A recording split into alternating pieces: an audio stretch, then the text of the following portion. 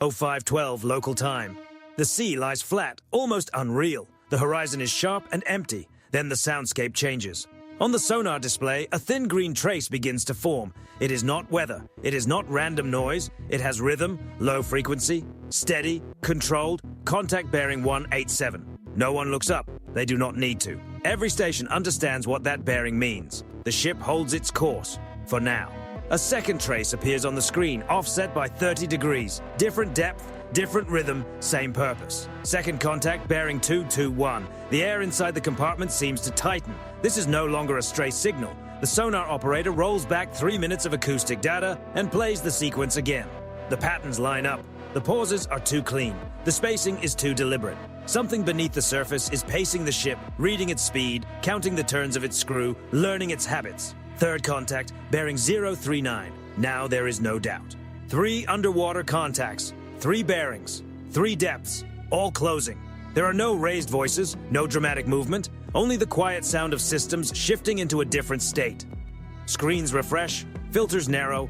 The ship is still cruising, but it is no longer at ease. Condition 3. Key stations manned. The order moves through the ship without echo. Steel doors seal. Consoles brighten. The vessel's posture changes, not through speed or direction, but through awareness. On the sonar waterfall, the contacts sharpen. One is deep, well below the thermal layer, using the colder water to blur its presence. Another rides higher, along the gradient where sound bends and breaks. The third stays between them, changing speed in small, careful steps.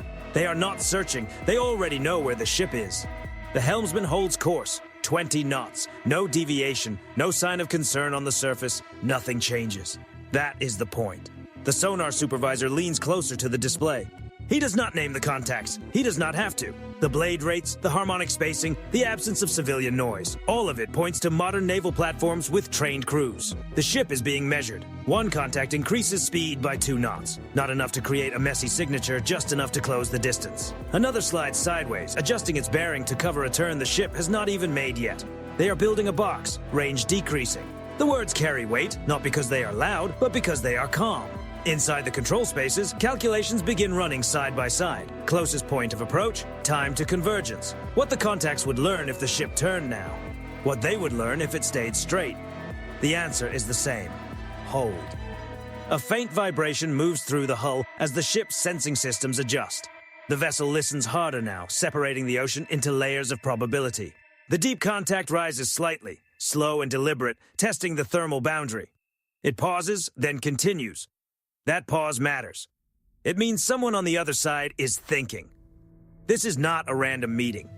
3 undersea vessels do not arrive together by accident, and they do not move like this without a shared plan. Then one of them slips, a brief spike, less than a second, barely more than a whisper, but it is enough. The room shows no outward reaction, yet inside the system, everything locks into place. The spike confirms the pattern, confirms coordination, confirms that this is not one vessel acting alone. It is a group working from the same playbook, and they believe they have the advantage. The ship does nothing to challenge that belief. Minutes pass. Above deck, the ocean stays calm, reflecting the morning light like polished glass. To anyone watching from a distance, it is only a gray hull crossing open water. Below the surface, 3 silent machines continue to close. The sonar operator watches the deepest contact move toward the ship's acoustic shadow, where background noise and self-generated sound overlap. A classic move, textbook. The second contact tightens its arc. The third holds position, patient, waiting for the ship to reveal its next choice. But the choice never comes. The ship maintains speed, maintains heading, maintains silence, and in that silence, something changes. The contacts adjust again, not sharply, not yet, but just enough to reveal purpose. Enough to show they are no longer simply observing. They are setting the conditions. On the sonar display, the 3 traces now form a clean shape. Triangular, intentional, closing. This is the moment before everything changes. The breath before movement. The point where someone below the surface believes they have chosen the right vessel. Beneath the thermal layer, the box tightens. No one on the ship says what everyone already understands. They are being enclosed. And the undersea crews believe they have chosen well. 0519 local time. The geometry beneath the ship becomes tighter. On the sonar plot, the 3 contacts no longer move as separate traces. Their movements are connected now. Small speed changes, subtle bearing corrections. Each shift is aimed not at where the ship is, but where it could be next. This is coordinated maneuvering. The deepest contact settles far below the thermal layer, using the cold, dense water to soften its acoustic shape. From that position, it follows the ship's wake of sound, staying inside the natural noise created by the hull itself. Classic shadowing position. The second contact rides higher, just beneath the unstable gradient where sound bends in strange ways. It moves sideways across the plot, matching the ship's projected turns and quietly closing off simple options without ever seeming rushed. The third contact holds the middle, not deep, not shallow. It keeps its distance and watches the whole picture, acting like the anchor of the formation. 3 submarines, 3 rolls, 1 target. Contact spacing is deliberate. The report is calm, almost dry, but the meaning underneath is impossible to miss. This is not random pressure. This is containment. The ship's internal clock keeps moving. Every minute that passes gives the submarines below more information. Speed, machinery rhythm, control response. Every small detail a patient crew wants to collect. The ship gives them nothing more. Course steady. Speed unchanged. Above the surface, the ocean looks untouched. No aircraft, no escorts in view, no sign that anything unusual is happening. Just open water and a single grey hull moving forward as if the morning is ordinary. Below, the box tightens by another degree. The shallow contact accelerates briefly, then slows again, testing for a reaction. Nothing happens. No turn, no speed change, no visible concern. The move fails to draw a response. Instead, the center contact adjusts, sliding 5 degrees to port and closing a gap that had not existed moments earlier. The formation rebalances smoothly, like gears locking into place. The sonar operators follow every change in silence. They do not need to describe each movement. The pattern is clear to anyone trained to read it. This is a textbook enclosure. The deep contact edges closer, careful not to enter a zone where its own sound would become too obvious against the ship's sensors. It stays just far enough away to remain difficult to define, but close enough to matter. Range continues to fall. Inside the ship displays update without pause. Predicted closest points of approach shift from theoretical to uncomfortable. Still controlled, still within limits, but moving in the wrong direction. The commanding officer watches the same data as everyone else. He says nothing. Not because there is nothing to say, but because the ship's posture already says it. Stay predictable. Stay calm. Any sudden movement now would remove uncertainty and give the submarines the answer they are looking for. It would reveal intention. It would confirm their assumptions. It would make the ship easier to read. So the ship waits. Below, the submarines seem to gain confidence. The shallow contact rises slightly, touching the edge of the thermal layer. It wants clearer sound, better detail, a sharper picture. It accepts a small risk for a larger advantage. The center contact responds instantly, easing back by half a knot to keep the spacing clean. No overlap, no confusion. The choreography is too precise to be improvised. These crews have trained together. The sonar supervisor notices the timing. The delays between each adjustment are getting shorter. Decisions are coming faster now. That usually means one thing. They believe the ship is boxed in. Multiple contacts maintaining closure. The phrase settles over the room with quiet weight. Not dramatic, final. The deep contact is now almost directly astern, aligned with the ship's axis. The shallow contact controls the starboard arc. The center contact holds the port side depth picture. The ship is not trapped. But the submarines believe it is. That is the real risk. Not because the next move is certain, but because perception is hardening. Once the other side believes it controls the situation, it starts acting with more confidence and less caution. The ship continues straight ahead. Inside the hull, systems hum at a steady pitch. No added noise, no sudden changes. The vessel presents itself as routine, almost boring, and that may be the most unsettling part. The submarines pause their tightening motion, not completely, just enough to reassess. The formation holds, waiting for the ship to make the first mistake. It does not. Time stretches. 30 seconds, 1 minute. Then another. Then the first real change appears. The center contact shifts depth by a small but meaningful margin. Subtle but unmistakable. A preparatory move, a repositioning meant to improve leverage if the next phase begins. That single movement ripples through the formation. The other 2 contacts adjust in response, preserving the triangular shape. The box is complete now. 3 submarines, 1 surface ship. Every movement beneath the water now seems connected. From below, the setup looks complete. From the ship, something else is becoming obvious. The formation is precise, confident, forceful. But underwater, confidence always comes with a price. The ship continues forward, quiet and steady, while the submarines settle into positions they believe give them control. They are closing the space around it, still convinced they have chosen correctly. 0527 local time. The first weakness in the formation is almost too small to notice. On the sonar display, it appears as a tiny change in tone, a flicker so brief it could be mistaken for background interference. Less than a second, then gone. But it is real. A short, active probe. Not a full search pattern. Not an open challenge. Just enough energy to sharpen the picture, confirm distance, and tighten the bearing. Whoever sends it believes the risk is worth it. The ship shows no reaction, no course change, no speed adjustment, no return signal.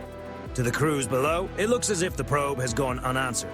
Inside the ship, everything shifts. The sonar team marks the timestamp, the frequency, and the decay pattern. That 1-second whisper says more than several minutes of passive tracking. It confirms platform class. It confirms operating style.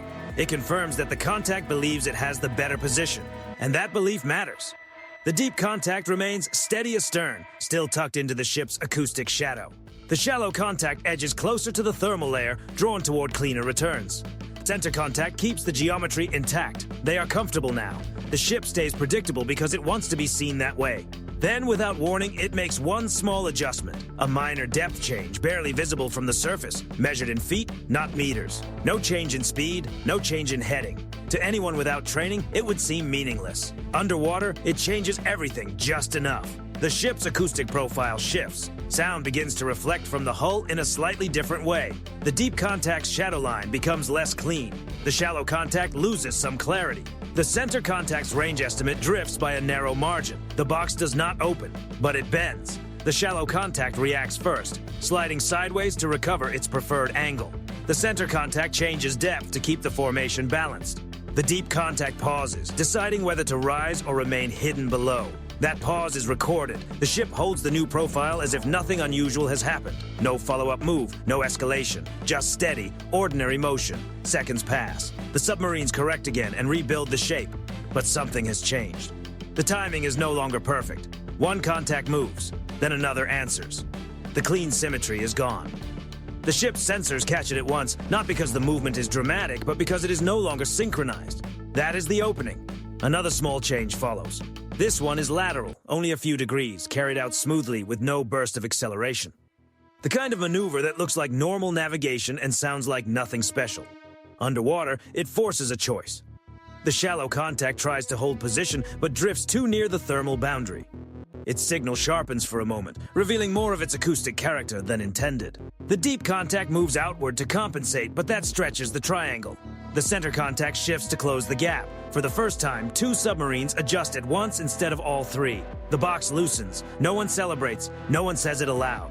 The ship does not push harder. It simply holds its new posture and lets the ocean do the rest. The sonar supervisor watches the formation lose efficiency by degrees. Not a full break, not a dramatic failure, just a slow reduction in control, the kind that builds over time.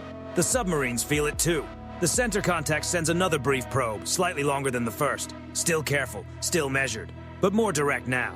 Again, the ship gives no answer. That silence changes the mood below. The probe confirms something the submarine crews do not want to accept. The ship's reaction time, its stability, its refusal to act like a vessel under pressure. This ship is not trying to run. It is managing them. The shallow contact eases back slightly, gaining distance but losing its angle. The deep contact rises a little, searching for cleaner sound. The center contact slows to keep the spacing intact. Three different answers to the same problem. That is when the ship makes its most important move yet. It does nothing. No follow-up maneuver, no correction, no visible escalation. It holds exactly where it is, allowing the submarines to expose their priorities through the way they respond. And by doing that, the ship confirms what the data has already been suggesting. These submarines are skilled, they are coordinated, they are capable, but now they are reacting. They are no longer fully directing the encounter. The formation settles again, but it is wider now, less tight, less certain. The projected control points no longer overlap cleanly. The box is still there, but it no longer owns the space. Below the surface, the submarine crews reassess. Their models expected a different kind of response, a different kind of ship. One that would turn sharply, increase speed, or reveal its intentions too early. None of that has happened. They selected this vessel expecting pressure to create predictability. Instead, they found discipline, and discipline, when paired with patience, becomes dangerous. The ship continues on course, calm and unhurried, while the submarines adjust once again. They are still close, but now they are thinking, and that means they are no longer fully in control. 0536 local time. The water beneath the ship is no longer neutral. The three contacts remain close, still present, still maneuvering. But their movement has changed. What used to look like confident geometry now carries hesitation. The ship recognizes it, not emotionally, mathematically. The sonar plots refresh, projected paths widen, overlaps fade. The once tight triangle has softened around the edges. The ship has not spoken. It has not accelerated. It has not broken course. And still, the pressure has shifted. The deep contact rises a few more feet, trying to improve its returns. That climb costs concealment. The thermal layer is no longer shielding it the way it did minutes earlier. The shallow contact slides outward to recover its angle, but the added distance weakens its clarity. The center contact slows slightly, trying to hold the formation together. 3 adjustments, 3 compromises.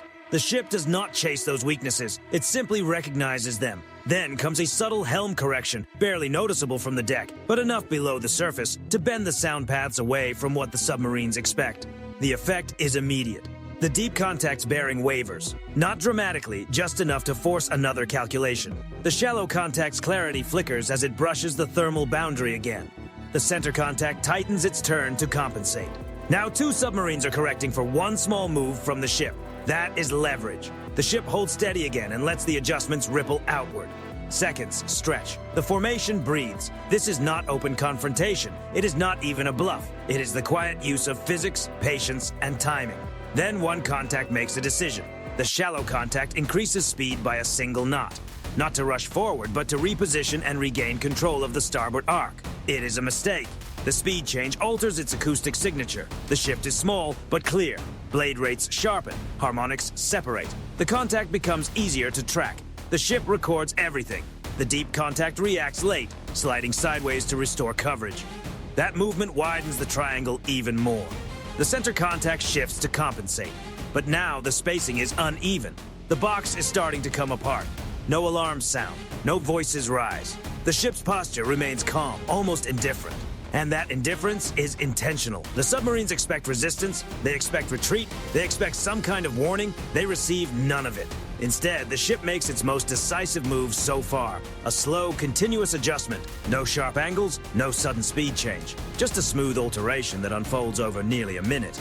Underwater, the effect is severe. Sound paths shift gradually, never giving the submarines one clean moment to recalibrate.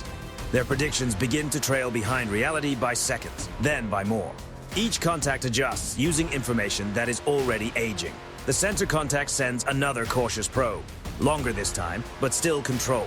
The ship absorbs it without visible response. The return confirms what the submarine crew does not want to accept. The ship's reactions are too precise, too measured, too aware. This is not improvisation, this is practiced. The deep contact drops back, giving up proximity to regain concealment. The shallow contact widens its arc, choosing distance over angle. The center contact slows again, trying to rebuild coordination. They are no longer closing, they are stabilizing. The ship lets them continue. Minutes pass. Above the surface, the ocean remains unchanged. The wake trails behind the hull in a clean, steady line. To anyone watching from far away, nothing unusual is happening. Below, the balance has shifted. The projected control area breaks apart into uncertainty. The submarines can still hear the ship, they can still track it, but the conditions they needed for a clean advantage are no longer there. One by one, the contacts begin to loosen their hold. The shallow contact moves first. It changes course by only a few degrees, just enough to step away from the formation without making the move look obvious. The deep contact follows, slipping back into colder water and choosing quiet over position. The center contact stays the longest. It holds its place, watching, waiting, perhaps expecting the ship to make one final mistake. It does not. The ship remains steady, patient, unmoved. After another minute, the last contact turns away. Not sharply, not dramatically, just enough to break the shape. The box is gone. The ship has not announced victory. It has not forced the moment with loud signals or open pressure. It has simply made control too costly to maintain. As the contacts drift outward, the sonar room follows their movement with the same calm precision it used during their approach. No commentary, no visible relief, only confirmation. 3 submarines entered the encounter believing they held the advantage. They leave knowing otherwise. The ship continues on its original course, unchanged, while the water beneath it slowly returns to silence. And the message, though never spoken, is impossible to miss. They did not find weakness. They found control. 5:48 local time. The ocean settles. On the sonar displays, the 3 contacts are still visible, but they are no longer closing. Their bearings begin to spread. Their speeds settle into safer margins. What had been pressure is now distance, disengagement. The ship does not follow. There is no acceleration, no turn to prove a point, no signal sent into the water. The vessel keeps the same heading and the same speed it has held since the first contact appeared. That consistency matters. One contact fades first, dropping deeper into colder water where sound stretches and thins. Its signature softens, then smears, then disappears into the background. The second contact follows minutes later, widening its arc until its bearing no longer crosses the ship's projected path. The third remains. It stays close enough to observe, but far enough to avoid another commitment. One final look before letting go. The ship allows it. Inside the hull, systems begin easing back from their heightened posture. Not all at once, not casually. Each station resets with care, confirming that the picture is real. No sudden returns, no reversal, no renewed closure. Then the last contact turns away. The sonar plot clears. What remains is open water and the familiar steady rhythm of the ship itself. No announcement marks the end of the encounter. No formal confirmation moves through the compartments. Everyone already knows the moment has passed. The data is secured. Timestamps are aligned. Every adjustment, every probe, every hesitation is preserved exactly as it happened. Not for display, not for drama, for understanding.